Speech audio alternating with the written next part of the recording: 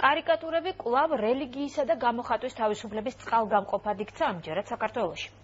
აქ მოქმედი აზერბაიჯანული გამოცემის თანამშრომლებმა სწორედ კარიკატურის გამო ერთ-ერთი ადგილობრივი მუსლიმი მორწმუნისგან მუქარის წერილი მიიღეს.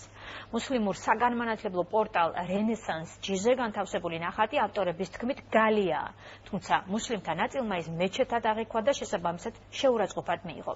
რედაქციაში მისული შეტყობინება რადიკალურ ფრაზებს, მათ შორის სიკვდილით დასჯასაც შეიცავდა. ჟურნალისტებმა შინაგან საქმეთა სამინისტროს მიმართეს და როგორც გაირკვა, მოკვლევა უკვე მიმდინარეობს. ნანუკა ქაჯაიაგიამობთ შარლი ებდოს ქართულ ექოზე. ჩვენ აღვიქილეთ ეს კარიკატურა როგორც გალიად და ამით თქვა გვინდოდა რომ ჩაკეტილის სივრცე უნდა დაინგრეს. გალია, რომელიც აზერბაიჯანელმა ჟურნალისტებმა საკუთარ ვებგვერდზე განათავსეს, რადიკალი ისლამისტების პროტესტის მიზეზი ხდება.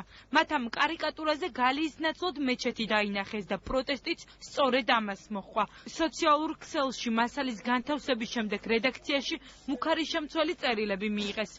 ჯავით გურბანოვი ლაპარაკობდა ვიღაცების სახელით და ამბობდა რომ ჩვენთვის დარწმუნებულია რომ ჩვენი სისხლი უფრო ძვირფაზია ვიდრე კალმის მელანი. გამტკიცებდა რომ შეუძლია მოკლას თავისი ხელებით ნებისმიერ ჩვენთაგანი. შეყობნებას გვიგზავნიდნენ რომ გადავცეთ ყველა ჩვენს მეგობარს რომ დაირღვევა უახლოეს მომავალში ჩვენი სისხლი.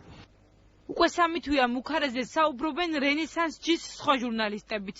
26 წლის ჯოშგუნ ჯაფარი გვიყვება, რომ კარიკატურის გამოქვეყნების შემდეგ მუსლიმთა ნაწილმა პარალელები შარლი ებდოსთან გაავლო.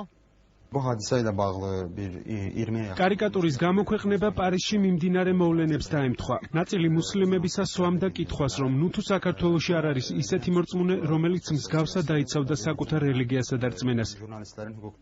მუქარის ავტორი ჯავით გურბანოვია. ის რედაქციისგან ითხოვდა, რომ მომზადებული მასალა წაშლილი იყო. დღეს ჩვენ გურბანოვს დავუკავშირდით, რომელმაც ქრონიკასთან საუბარი თავად არის სურვა, თუმცა მისი პოზიცია მეგობარმა გაგვიზიარა. ეს ფოტო შეურაცხყოფს ჩვენს რელიგიას, რაც ჩვენთვის მიუღებელია. ჯავითმა არაერთხელ სთხოვა მისი წაშლა, თუმცა უშედეგოდ. ამის შედეგად მათ ზემო აღნიშნული კომენტარი დაწერა.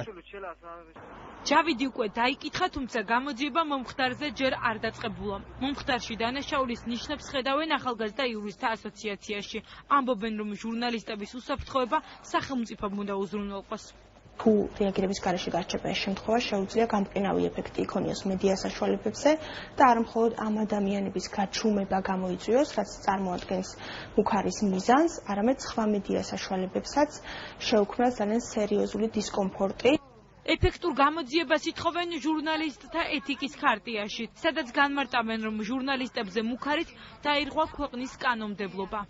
ასეთი მუქარა სისხლის დაღლით მე ვფიქრობ, რომ ეს არის რაღაცა ძალიან გადაჭარბებული ქმედება ამ ადამიანის მხრიდან და მე მგონია, რომ არის მასში სისხლის სამართლის დანაშაულის რაღაცა ნიშნები.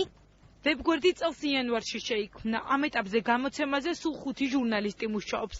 ახლა ისინი გამოძიების დაწყებას ელოდებიან და ითხოვენ მათი კანონით მინიჭებული უფლებები სახელმწიფომ დაიცვას.